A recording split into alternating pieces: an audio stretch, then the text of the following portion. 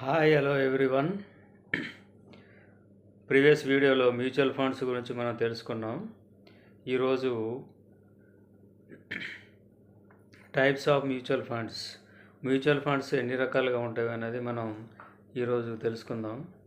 ఇవి 4 రకాలుగా ఉంటాయి. First one is equity mutual funds, second one debt mutual fund, third one hybrid mutual fund, fourth one money market liquid mutual funds. So ఈ 4 రకాలుగా ఉంటాయి.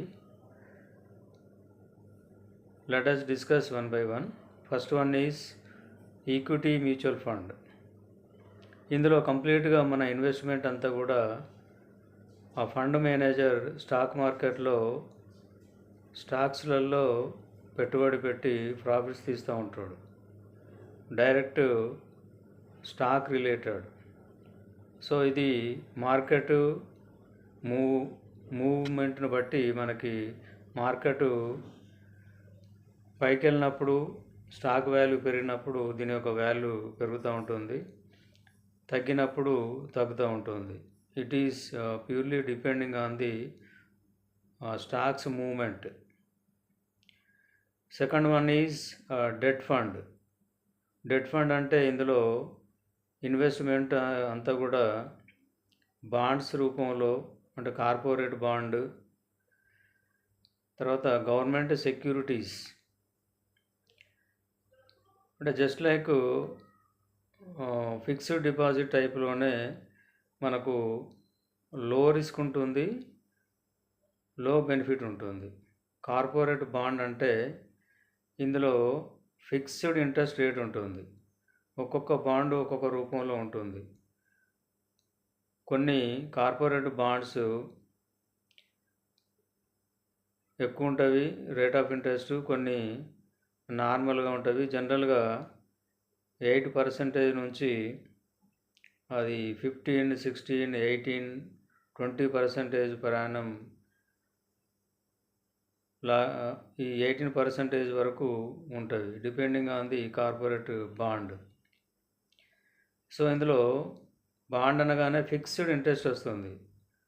ఏదైనా ఒక బ్యాంకు కావచ్చు, ఏదైనా ఫర్మ్ కావచ్చు, వాళ్ళు బాండ్స్ ఇష్యూ చేసినప్పుడు 12% పర్ యానం అని చెప్పేసి కనుక అన్నట్టు అయితే అది ఫిక్స్డ్గా ఉంటుంది, ఎలాంటి మార్పు అనేది ఉండదు. సో మన వాల్యూ అనేది తగ్గదు, కానీ దీనిపైన మనకు ఫిక్స్డ్ రేట్ ఆఫ్ ఇంట్రెస్ట్ అనేది వస్తుంది. సో గవర్నమెంట్ సెక్యూరిటీస్లో కూడా అది పర్ యానం 6%, 7%, 5% వస్తుంది.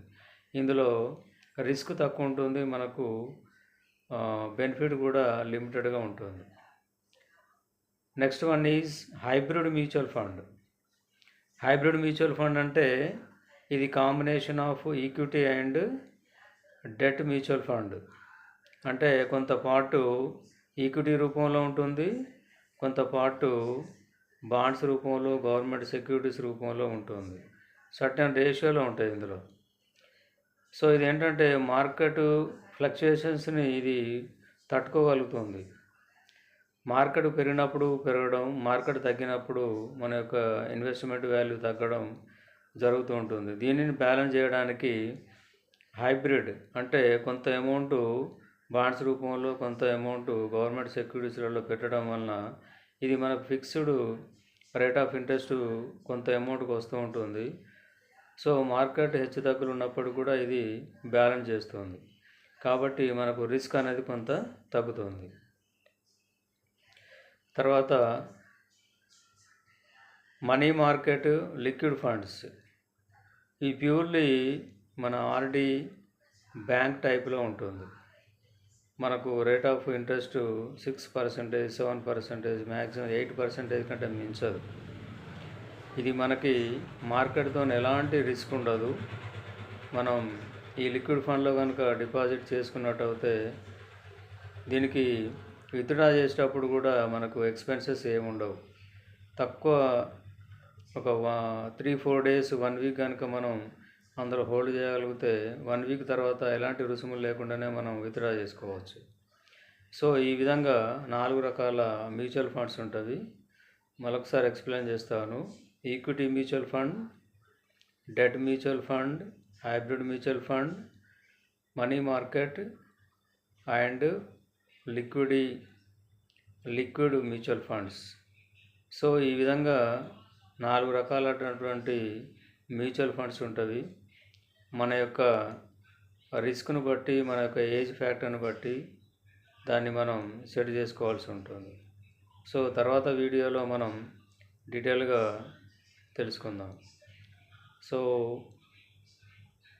Share it, subscribe it, enjoy it. Thank you.